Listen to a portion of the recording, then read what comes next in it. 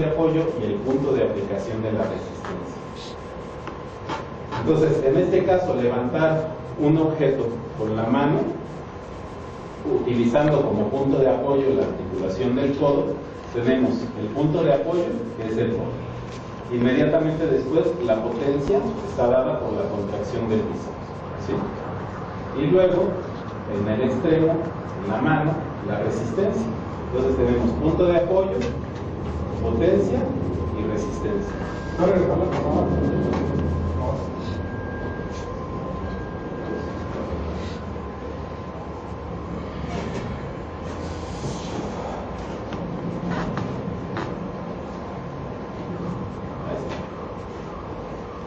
La diferencia con la de segundo grado es que aquí primero está la resistencia y luego la potencia. Y la de tercer grado es justo al revés, primero la potencia, luego la resistencia. ¿Sí? ¿Hasta aquí vamos bien? ¿Está fácil? Bien, entonces, esta serie de palancas nos ayudan a ejercer el movimiento. Si nosotros camináramos sin tener un punto donde apoyarnos, solo moveríamos las piernas y nunca avanzaríamos. Entonces, lo que nos permite caminar es la acción y la reacción. O sea, nosotros empujamos a la tierra nos avienta hacia adelante. Y eso nos permite empezar o iniciar el movimiento, pero el movimiento no se detiene ahí, sino sigue toda una combinación de movimientos articulares y musculares para lograr un movimiento. En este caso, el modelo es que va subiendo la escalera, que en verde se ve cuáles son los músculos que se contraen para cada movimiento, representa una cadena cinética abierta. ¿Te acuerdas por qué es abierta, Iván? Tú nos explicaste. Sí, porque tiene el punto fijo y de ahí se hace el movimiento.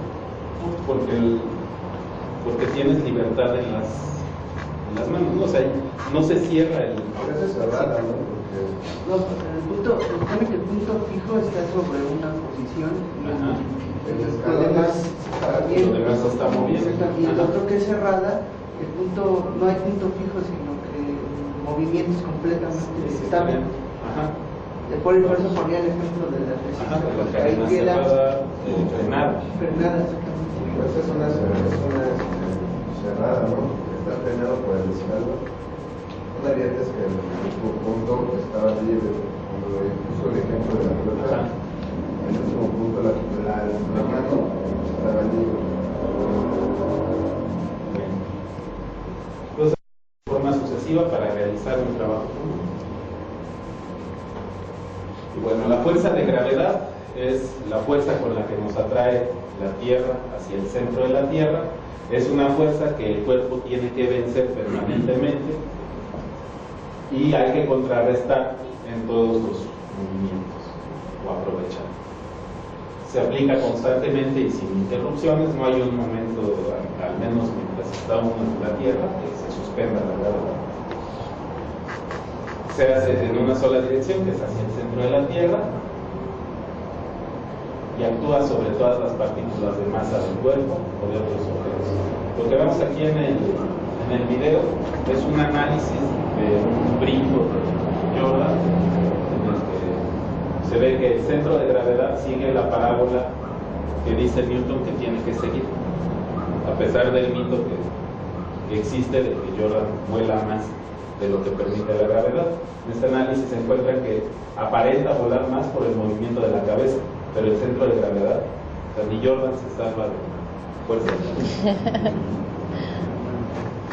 Entonces, el peso de un objeto está dado por el producto de la masa por la aceleración de la gravedad, que en el caso de la Tierra es de 9.8 kilogramos sobre segundo al cuadrado.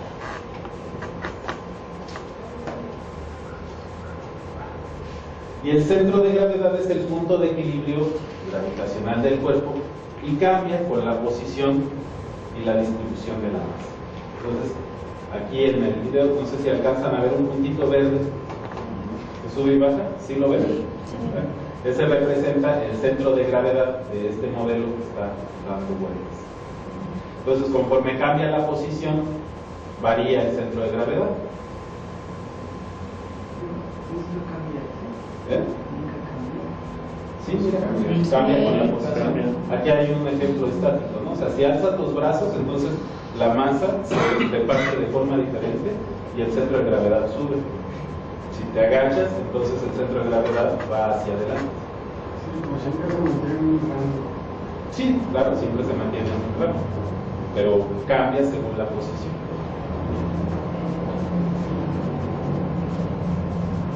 Entonces, y se dice que el centro de gravedad, la posición anatómica, se encuentra anterior a L3 y L2. Entonces, bueno, ya con estos antecedentes ya podemos entrar a lo que es la composición y descomposición de fuerza. Pero primero vamos a ver qué es un vector. Un vector es una herramienta geométrica utilizada para representar una magnitud física. Está representado por su módulo o magnitud, la dirección, la orientación y el sentido, que es el que distingue el origen del extremo. Ahorita vamos a ver a detalle qué es cada una de estas cosas. El módulo o magnitud está dado por la longitud de la flecha. Es proporcional a la intensidad de la fuerza, o sea, si la fuerza es más grande, la flecha es más grande. Y si la fuerza es más pequeña, pues se representa como una flecha de menor tamaño. Y depende del número y tamaño de fibras musculares y de la palanca a la que se esté. La dirección es la recta sobre la que se aplica la fuerza y se expresa en ángulo. Entonces, si nosotros tenemos dirección, que es el ángulo en el que se aplica la fuerza, en este caso 45 grados y en este caso 120 grados, con eso no es suficiente para saber hacia dónde va la fuerza. Solo sabemos cuál es el ángulo que tiene en relación al eje que nos interesa. Y en el Sistema Internacional de Medidas, la unidad de ángulo es el radian, donde un pi de radian es igual a 180 grados. Entonces, para saber hacia dónde va la fuerza necesitamos conocer el sentido. Nos indica hacia dónde se aplica. En una misma dirección existen dos sentidos posibles, que era lo que decíamos hace rato. O sea, puede ser positivo o puede ser negativo. Positivo es hacia arriba o hacia la derecha. Y negativo es hacia abajo o hacia la izquierda. Y en el plano del espacio, negativo es hacia atrás, positivo es hacia adelante. El punto de aplicación pues es el origen del vector, es dónde se empieza a aplicar, desde dónde mide y hasta dónde. Pues el origen es ese, es el punto del espacio donde se aplica la fuerza. Y los efectos que producen la fuerza dependen, la mayoría de las veces, del punto de aplicación. Si tenemos fuerzas con la misma dirección y el mismo sentido, pues la resultante va a ser una suma simple de las fuerzas. La intensidad es la suma de las intensidades. Si tenemos un vector de fuerza 1 y un vector de fuerza 2 que tienen la misma dirección y el mismo sentido, la resultante va a ser la suma de la intensidad de las dos anteriores. Si tenemos la misma dirección pero sentidos contrarios, pues una fuerza anula a la otra porque están en la misma dirección y en el mismo sentido, y la resultante va a ser la diferencia, y lógicamente va a tener el sentido que tenga la fuerza más grande.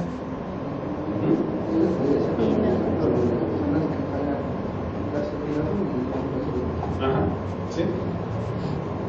Entonces, o si vas remolcando algo, por ejemplo, o sea, si tú jalas, la fuerza de fricción está jugando con un vector en contra, entonces la resultante es la fuerza la que tú ejerces para cambiar el movimiento, pero también para vencer la fricción. Bien. En el caso de las fuerzas paralelas, para establecer el punto de origen del vector, pues necesitamos recordar la ley de las palancas. Aquí aplicamos la fuerza del vector 1, o sea, la fuerza 1 por el brazo de la fuerza 1 es igual a la fuerza 2 por el brazo de la fuerza 2.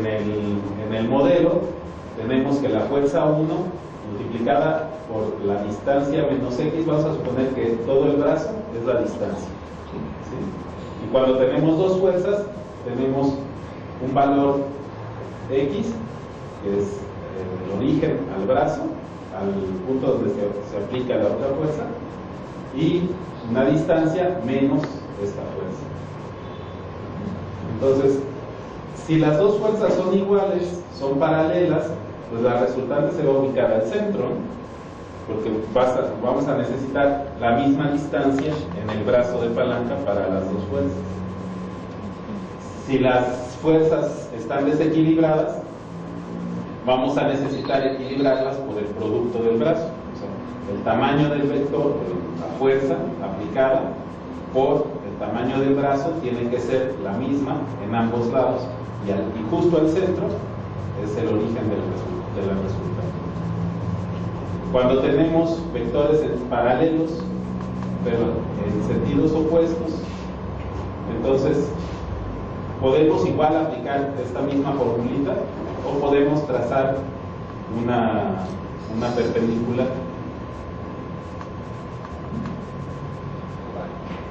¿Hasta aquí vamos bien? ¿Sí? Ahora sí ya le entramos a la zona de vectores. ¿No? ¿Qué parte no queda clara? La anterior. ¿Esta? Ajá, en la tercera. Las X. Ajá, esa, Tú sí. sacas X. Ajá. El valor de X exactamente que corresponde. Tú sabes que para equilibrar el sistema de palancas tienes un punto o un punto de apoyo. Se supone que tienes dos fuerzas paralelas. Que esta fuerza, o sea que aquí vamos a suponer que cuelgas algo de 10 kilos de peso, ¿sí? Y acá cuelgas algo de 20 kilos. Entonces, ¿cómo sabes dónde va a estar el origen de tu vector resultante? En estas dos fuerzas paralelas. Hacia la derecha. La lógica dice que es a la derecha porque este es el que pesa más, ¿no? ¿Qué tanto a la derecha? En medio. Tú necesitas que este valga 2 veces lo que valga este, ¿no? O sea, necesitas, si este es la mitad del peso, necesitas que tu brazo valga el doble para equilibrar. Entonces no va a estar en medio, sino se va a recorrer. Esta distancia va a ser el doble que esta otra. Ajá. Sí. ¿Por qué?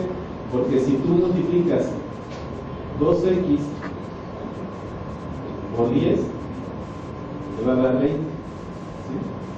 Si multiplicas x por 20, te va a dar 20. Y ahí es donde encuentras el equilibrio. Así es como encuentras a x. El equilibrio nada más lo que te va a dar es el origen del vector. El origen del O sea, vector. no te va a dar la resultante de las fuerzas, nada más te va a dar el origen del vector. El origen del vector. Y ya del origen del vector, Ajá. Entonces ya sabemos con esto que el origen de nuestro vector va a estar, vamos a suponer aquí que fuera el doble de la distancia de esto, y va a tener una magnitud, como son fuerzas paralelas, esta de 10 y esta de 20, va a tener una resultante que se suma. Entonces se quita el fulcro, si nada más es para... mueves el ¿Se mueve? fulcro, lo mueves para buscar el equilibrio. O sea, aquí la idea es que siempre tengas un equilibrio. Entonces, cuando tienes dos fuerzas, por eso te decía, tienes dos vectores, uno que es de mayor intensidad que el otro. Lo que haces es que para equilibrar esas dos fuerzas, haz de cuenta que el punto de apoyo, el fulcro, o tu origen, tu vector Va a ser el origen, vector. lo vas a mover, lo vas a desplazar hacia donde, o se va a cargar hacia donde la fuerza es mayor. Ajá. Entonces te da la fórmula de 2x y de x para lo que es la distancia, o sea, para que tú calcules dónde va a estar ese fulcro. Lo único que te está diciendo es dónde va a estar